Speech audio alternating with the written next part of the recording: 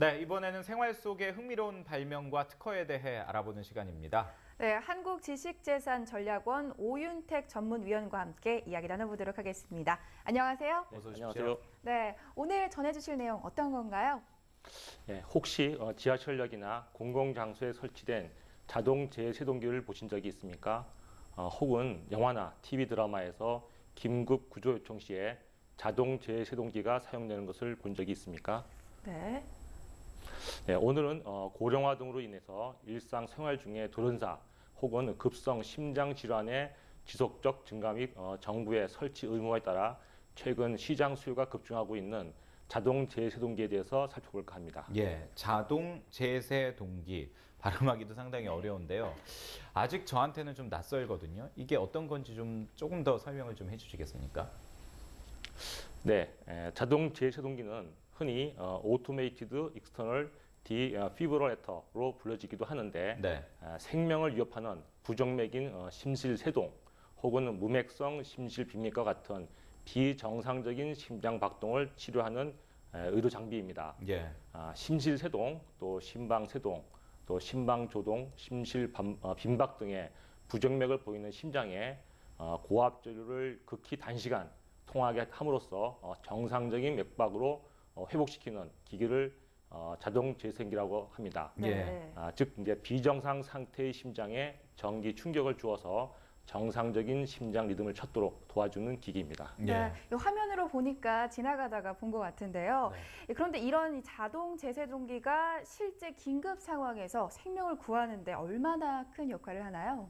네, 제세동 치료를 우선적으로 해줘야 하는 급성 심장 정지 환자는 주로 가정과 공공장소에서 발생하는데 예. 발병 후에 1분이 경과하면은 7에서 10%씩 생존율이 감소합니다.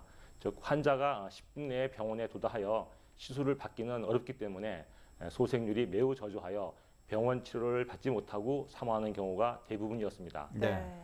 지금은 제세동기의 개발 및 보급으로 어디서든 제세동 시술을 우선적으로 할 수 있게 되어 자동 제세동기가 전반적으로 보급되어 있는 미국의 경우 무려 25%의 생존율을 보이고 있습니다. 예.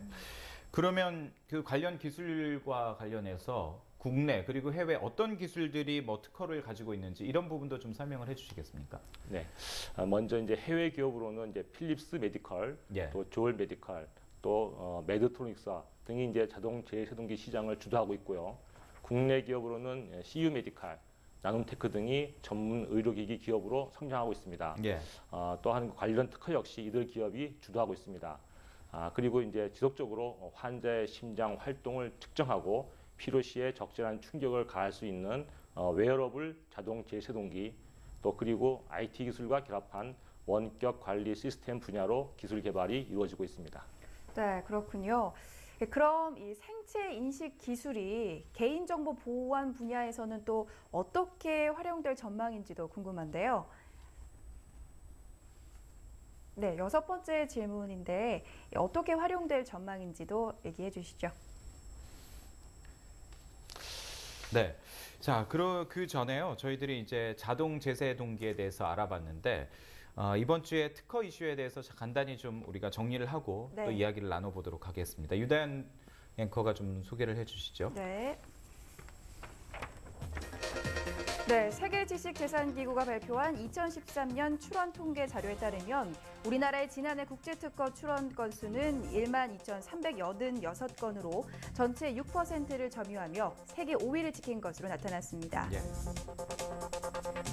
최근 카드사와 통신사의 개인정보 유출을 계기로 정보 보안의 중요성이 높아지고 있는 가운데 이 개인정보 보안과 관련해 생체 인식 기술이 주목받고 있습니다.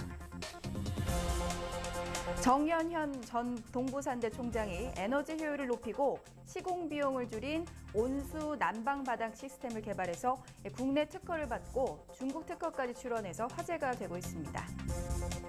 네, 금주의 특허 이슈에 대해서 정리를 해봤는데요. 아무래도 가장 많은 분들이 관심을 갖는 부분이 요즘 그 개인정보 이 부분이 이슈다 보니까 이 생체 인식 기술을 이용한 이 개인정보 보안 분야 이게 어떻게 활용될 것인지 이 부분이 상당히 궁금하네요.